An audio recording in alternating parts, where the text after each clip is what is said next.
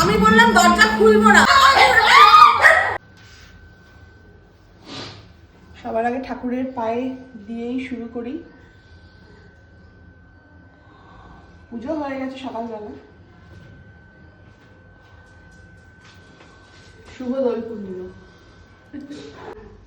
আগের বছরও আবির এখনো লাগানো রয়েছে। ঠাকুমা দাদু আর বাবার ছবিতে তো আগে রং দিই, তারপরে মায়ের পায়ে আবির দিই।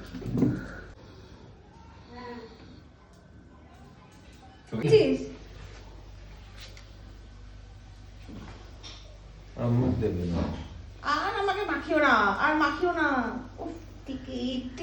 আর তোমার গালেও দেবো। বারণ করিস কেন আমার গায়ে দিলে কেন? পায়ে দিও না। আরে পায়ে দিও না।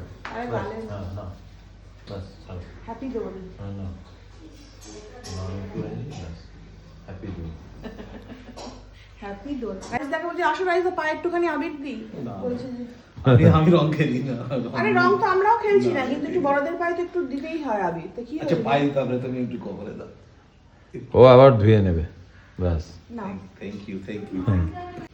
এনে কিছু দেবো না, শুধু কপালে একটা টিপ দিচ্ছি। না বাবু আমাকে পায়ে দিতে হবে না, তুই এমনি আমাকে একটা আর কপালে দিশাকে তো টিপ কারোর দিলে সাথে হবে। ইন্ট্রোডিউসই করা হয়নি। ব্যাস, তাহলে হ্যাঁ? হবে। তো তোমাদের সাথে দিশার ইন্ট্রোডিউস করে দিই। ও দুদিন ধরে আমাদের বাড়িতে রয়েছে। অ্যাকচুয়ালি কি বলবো, সারাক্ষণ আমার মায়ের সাথে থাকছে। এরকমই একটা মেয়ে আমার দরকার ছিল, যে আমার বোনের মতন বাড়িতে থাকবে। আর ও খুব শান্ত। খুব শান্ত, খুব ভালো মেয়ে। আর মায়ের হাতে হাতে একটুখানি কাজও করে দেবে, আর মায়ের একটা সঙ্গী হবে। তো মায়ের ওকে খুব পছন্দ হয়েছে, খুব শান্ত, খুব ভালো মেয়ে।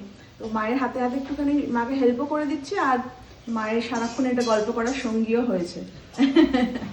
আমি বললাম দরজা খুলবো না। কে দরজা খুলে দিয়েছে ওকে? কে খুলে দিয়েছে?